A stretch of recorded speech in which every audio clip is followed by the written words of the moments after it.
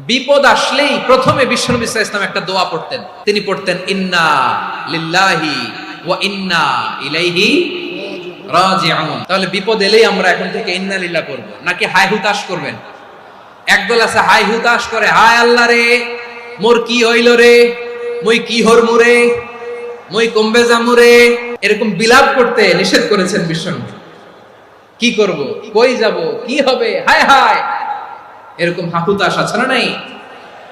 বিশ্বাসীরা হাহুতাশ করে না, তারা ইন্না লিল্লাহ পড়ে। তারপরে বিশ্বনবী পড়তেন আল্লাহুম্মা আজুরনি ফি মুসিবাতি ওয়াখলুফ লি খায়রাম মিনহা। একসাথে প্রথমে পড়তেন ইন্না লিল্লাহি ওয়া ইন্না ইলাইহি রাজিউন, তারপর পড়তেন আল্লাহুম্মা আজুরনি ফি মুসিবাতি ওয়াখলুফ লি খায়রাম মিনহা, মানে আল্লাহ এই যে আমি বিপদে ধৈর্য ধারণ করলাম এটার সব তুমি আমারে দাও, আর যেটা হারালাম এর চেয়ে ভালো কিছু দিয়ে মেকআপ করে দিও, ভালো কিছু দিয়ে বদল করে দিও। সুবহানাল্লাহ পড়েন।